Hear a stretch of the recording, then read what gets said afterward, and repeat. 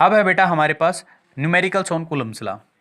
पहला न्यूमेरिकल देखिए, ये कह रहा है कि दो चार्ज हैं Q1 और दोनों चार्ज इक्वल हैं। पहला चार्ज यदि Q है तो दूसरा चार्ज भी Q है।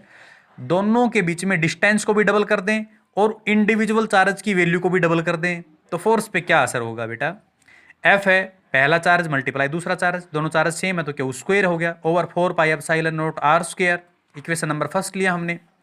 अब सेकंड फोर्स को हमने F डैश नाम दे दिया, चार्ज डबल कर दिया, देख पा रहे हो आप। डिस्टेंस को भी मैंने R की बजाय 2R का स्क्वायर लिखा है। 4 से 4 कैंसिल, ये तो वापिस वैसा ही आ गया F के बराबर, तो हम क्या कहेंगे? Force will remain same.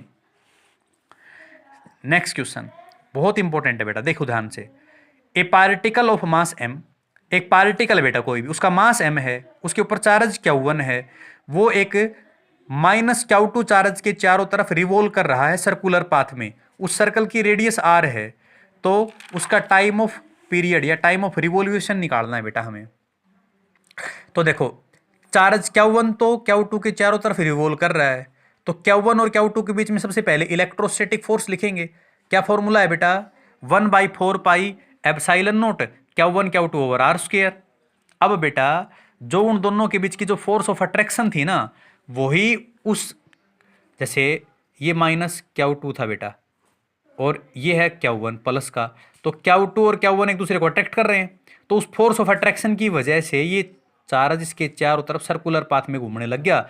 मतलब इस इलेक्ट्रोस्टैटिक फोर्स ने उस चार्ज को सेंट्रीपिटल फोर्स प्रोवाइड करवा दी, mr ओमेगा स्क्वायर। तो इन दोनों को हमने बराबर लिख दिया।